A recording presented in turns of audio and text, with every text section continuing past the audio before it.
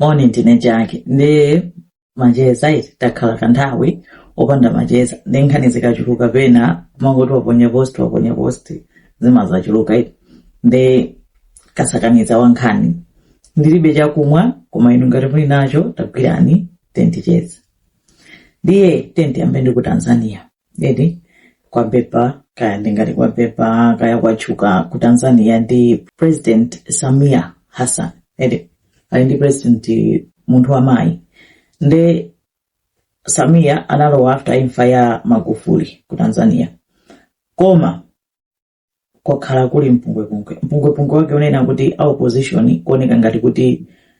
akuphwesedwa mphamvu kwambiri according to my reports eti makamaka pali munthu wina otchedwa Humphrey Polepole amene anayankhula kwambiri kutsutsa zotsutsa chipani cha Samia komanso kumpanga criticize Samia ndakuti after kumutsutsa chonchija Humphrey Polepole wasowa palibe amene akudziwa kuna kuti Humphrey ali kuti komanso leader wina wa opposition wamangidwa akuzengedwa mlandu wa treason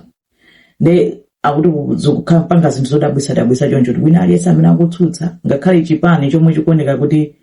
chikhoza kuyima naye against iye dzipani zija zikutani anthu maleaders akumangidwa akusowa pakuchitika zina zake zosakhala bwino according to reports eti aliyense wamba kuyang'ana kuti kodi kuchitika chani eti kuti almost like kuti atsalapo yekha kuti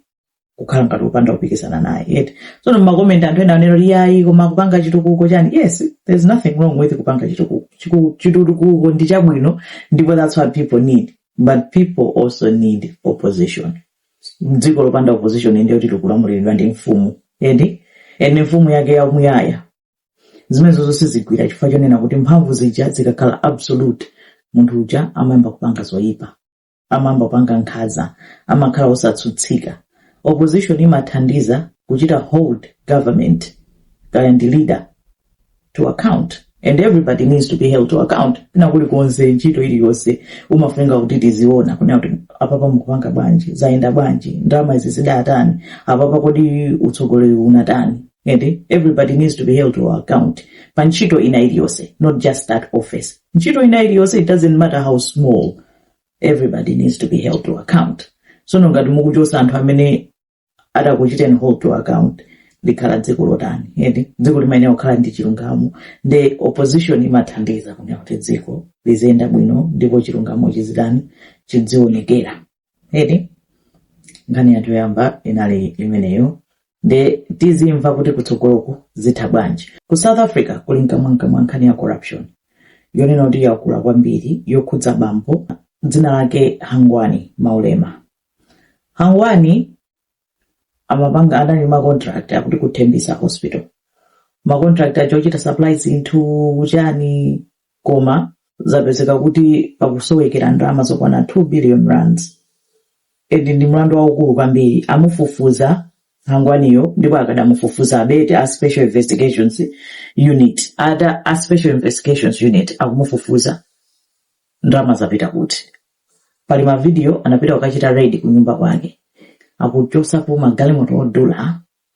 kuli manyumba ake ma designs ake zinthu zapa mwamba zinthu zodula apeza makampani ambirimbiri kaya 40 chakuti afake onera kuti makampani mapasidwa ma contract mkumapanga drama kuma makampani akuoneka kuti si eni so no nkhanizo ndizoti zochuluka koma no pamba kutchulidwa anthu akuluakulu patuluka video yomwe ikudabwisa yonena kuti kunyumba kwake kwa Maulemako panali a president Ramaphosa ndi anthu akuti Ramaphosa amakatani kunyumba kwa munthu onena kuti akuzengedwa mlandu upshangatu koma Ramaphosa anena kuti iwo anali akungopanga zawo amachita jogging it's a coincidence kuti anajambulidwa pamene popo edi ndizinzonena kuti nkhani zazikulu ngati zimezi zoopsa ngati zimezi zimapeza kuti zasefukira zamba kutchulidwa mayina anthu ambirimbiri koma cheni chituluka tizimva kuti corruption case imene itha bwanji koma ma assets ake Amaulema achita freeze at the moment pamene akumufufuza timva kuti zikutani nkhani inayomvetsa chisoni basi yoti imachokera ku South Africa imalowera ku Zimbabwe, inatenga ma Malawians ndi ma Zimbabwean nationals, anthu amabwerera kwawo, ndi apanga ngozi ku Limpopo akuti pa N1 road. Chenicheni chapangisa ngoziyo sichikudziwika, koma zomvetsa chisoni kwambiri akuti anthu 31 avulala kwambiri pamene anthu 42 amwalira. Sizikudziwika kuti ndi amalawi angati amene amwalira kapena kaniomvetsa chisoni edi zoliza kwambiri mdziko kwa onse amene aferedwa tine kuti pepani kwambiri, pepani kaniomvetsa chisoni yosakhala bwino. Munkhani zina apanga ati Gaza peace deal, edi nkhondo yomwe akhala kuchitika ku Israel ndi Gaza, nkhondo yozizidwisa nthupi nanena akale kunena kuti kwakhala kuchitika zinthu zoyipitsitsa akuti Donald Trump anapita ku Israel ndi ku Egypt akasayinirana peace deal, abwezerana ma hostages. Akuti Hamas anali ndi ma hostage aku Israel 20 awabwezera, ndi amayembekezeranso kuti Israel abweze ma hostages aku Palestine aku Gaza amene amasunga. Ndiye imene ndi update ina zomwe zachitika pakatipa, akuti nkhondo yatha. That's what they have said, kuti nkhondo yatha, right? So munkhani zina former prime minister wa ku Kenya akuti wamwalira, iyo nkhani yomvetsa chisoni, akuti anali ndi cardiac arrest kapena kuti heart attack ndi yomwe yamupha, ndi dziko la Kenya lili pamaliro pakali pano kulira mtsogoleri wawo wakale. Fellow citizens, it is with deep sorrow that I inform the nation of the passing on of the Right Honorable Raila Amolo Odinga, our former Prime Minister, Kenya's foremost statesman, and one of Africa's greatest sons. Kenya, Africa and the world mourn the passing on of a giant of democracy, a fearless freedom fighter. So munkhani zina kulitu ndege akuti yoyenda yokha, akukonza ndege zonena kuti ziziyenda zokha autopilot, akuti kupanga combat kuchepa kwa ma pilot. Izozo ndizoti akwesera ndi makampani angapo eti ku Boston ku USA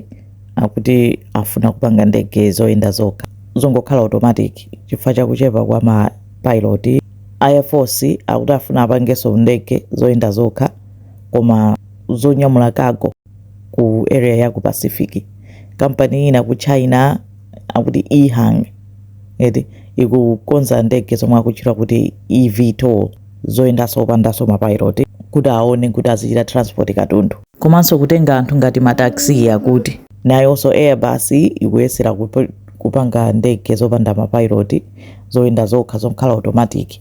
Eti akuti akuganiza simulation yake kuti ikhale ngati mene amakhalira ma drone aja, eti kunena kuti simukhala oyendesa ayi drone koma imakhala kuti wina wake akuchita control pena pake. So tizaziona zikazatuluka zikazakonzeka. Amene muzafune kuyesera kukwera inu zabwino zonse muzatiuze mene zizayendere.